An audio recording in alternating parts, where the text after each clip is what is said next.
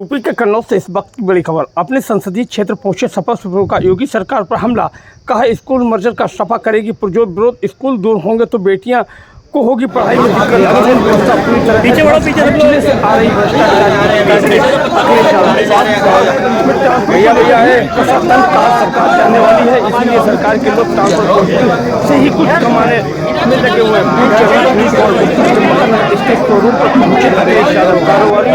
से मिले सरकार बनने पर मदद कर दिया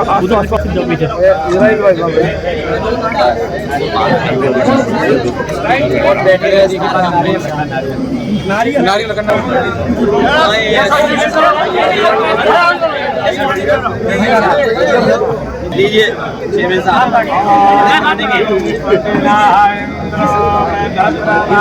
पंडित देखिए फोटो भी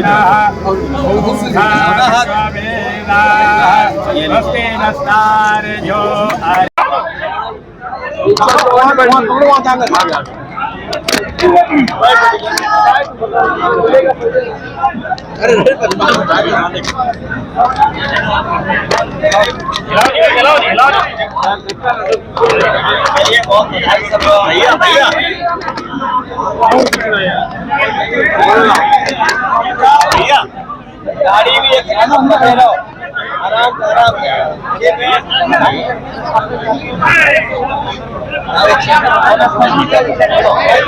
ये कोई बात नहीं है। इस बार देखिए ये जनता हराने जा रही है बीजेपी को इस बार। क्योंकि ये है ना हमने मेरिट के आधार पे नहीं, अगर किसी को झूठ सीखना हो तो बीजेपी से सीख लो। झूठ सीखना हो, झूठ का प्रचार करना हो तो बीजेपी से सीख लो। आज उन बातों पे नहीं चर्चा करनी चाहिए। देखिए आप और हम लोग जानते हैं, पुराने जमाना ये जानते होंगे, जब ये इनका बचपन रहा होगा तो इन्होंने साइकिलें देखी होंगी। साइकिलें वो जिसमें लाइट लगी रहती थी और पीछे डायनेमो होता था, तो जब पहिया घूमता था तो लाइट जल जाती थी। बीच में वो खत्म हो गया, वो टेक्नोलॉजी खत्म हो गई। इधर टेक्नोलॉजी आपने देखा होगा, जब से एलईडी आई है वही डीसी करंट की टेक्नोलॉजी वापस आ गई। आपका मोबाइल क्या है? DC current. आपका लैपटॉप किससे चलता है? DC current. आपका ये जो बैटरी चार्ज हो रही है, इसमें जब से टेक्नोलॉजी बदली है तब से चीजें बदल गई हैं, बाजार में चीजें बदल गई हैं। हमें खुशी है कि हमारे चेयरमैन साहब और उनके परिवार के लोग सब मिलकर के ये शोरूम बनाए हैं, ये कारोबार होगा। ई रिक्शा बड़े पैमाने पे बिक रहा है और हमारी सरकार बनेगी तो न केवल ई रिक्शा के लिए बल्कि जो पर्यावरण को सुरक्षित रखे उन तमाम व्हीकल्स को और साइकिल को विशेष छूट दी जाएगी।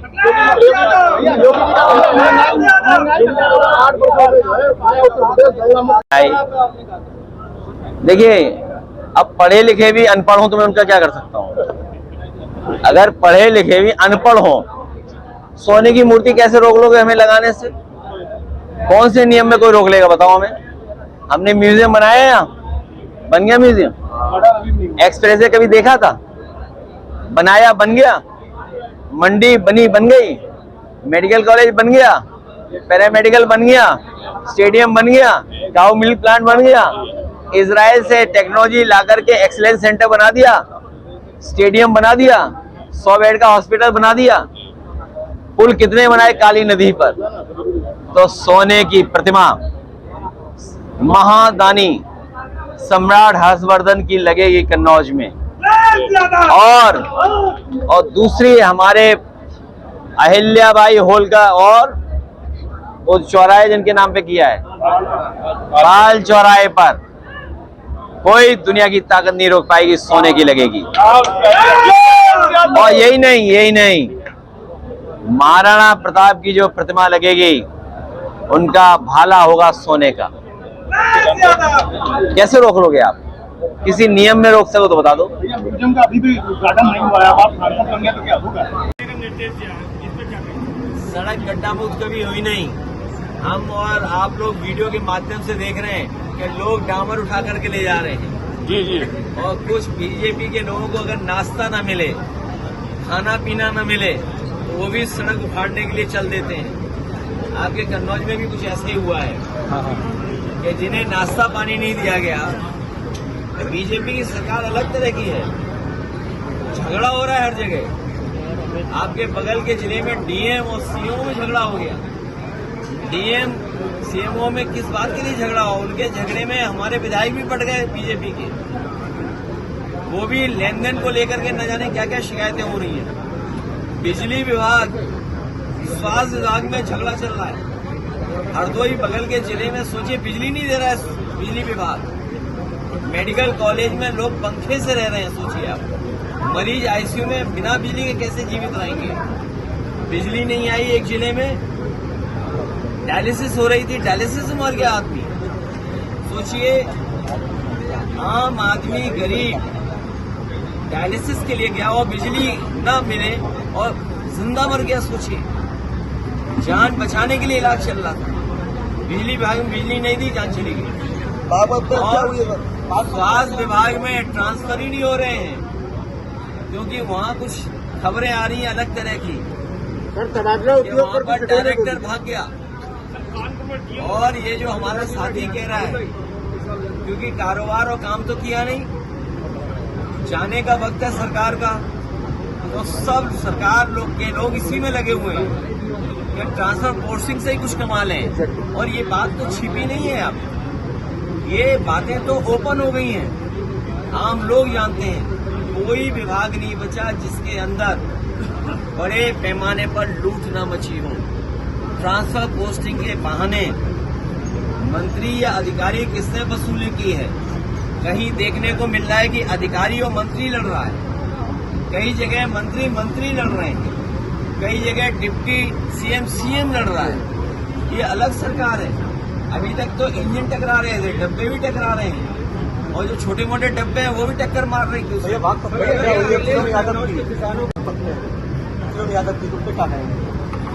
ये मुझे पूरी उसकी जानकारी नहीं है, लेकिन लॉ एंड ऑर्डर कानून व्यवस्था इस सरकार में पूरी खत्म हो चुकी है। कोई सोचिए एफआईआर लिखाने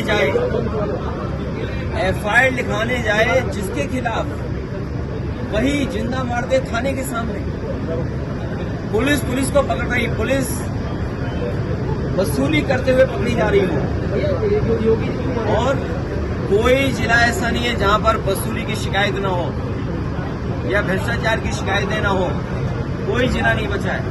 और फिर ये लोग तो कानून व्यवस्था पे कह रहे थे, कम से कम इन्हें टॉप 10 माफिया जिले के घोषित कर देते। पूरे प्रदेश के तो घोषित किए नहीं इन्होंने। कम से कम जिले के जो टॉप 10 माफिया हैं, अपराधी हैं, मान लीजिए टॉप 10 कन्नौज के अपराधी कौन है, कानपुर के टॉप 10 कौन है, प्रयागराज के टॉप 10 कौन है, फतेहपुर के टॉप 10 कौन है। कौशाम्बी का चलो ना दिखाओ, बताओ, क्योंकि कौशाम्बी वाले ने तो केस वापस ले लिया, सरकार ने केस वापस ले लिए। शायद टॉप 10 में ना आए हम लोग, लेकिन जिले के तो टॉप 10 सरकार को घोषित करने चाहिए।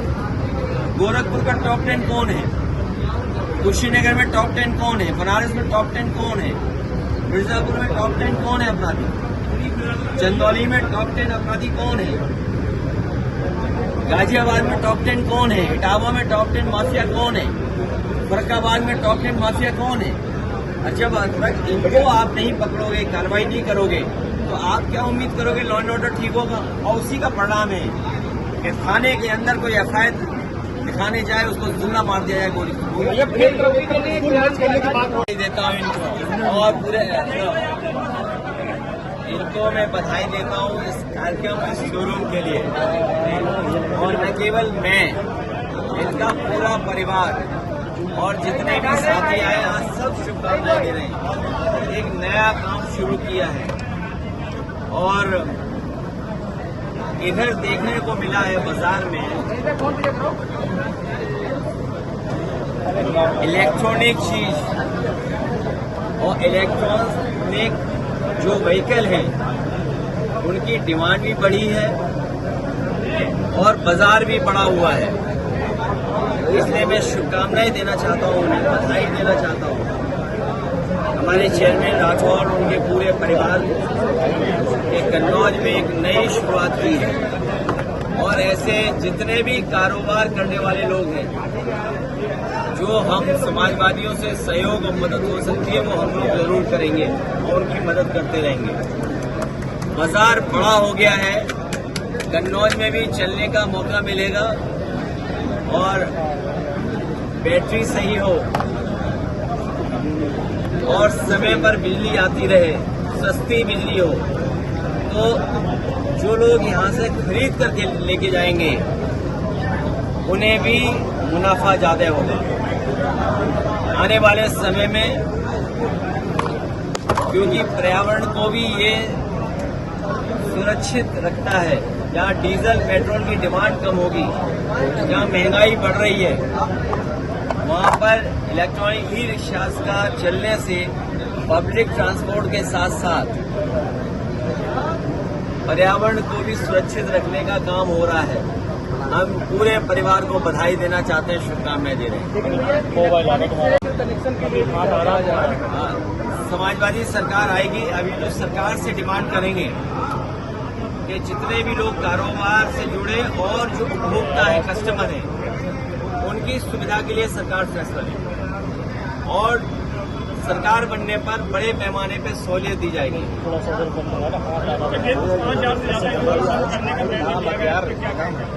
समाजवादी पार्टी इस फैसले के खिलाफ है, क्योंकि मर्जर और इस तरह के स्कूल बनने का मतलब है कि जो लक्ष्य रखा गया था उस समय, कई रिपोर्ट्स हैं, कई समय समय पे लोगों ने पक्ष रखा। जो मिड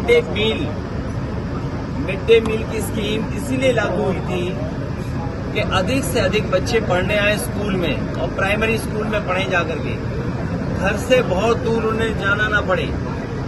और अगर घर से दूर होगा तो सरकार के पास क्या इंतजाम है पब्लिक ट्रांसपोर्ट का, कि बच्चे कैसे पहुंचेंगे और खासकर हमारी बेटियां कैसे पहुंचेंगी। हमारी बहनें, हमारी बेटियों के लिए वहां तक जाना, सरकार के पास क्या पब्लिक ट्रांसपोर्ट सिस्टम होगा। सरकार क्योंकि नौकरी नहीं देना चाहती है, इसीलिए स्कूलों को कम करना चाहती है। नौकरी का मतलब सरकारी नौकरी, और सरकारी नौकरी न देने का मतलब है आरक्षण को छीन लेना। इसलिए जानबूझ करके सरकार ये कर रही है।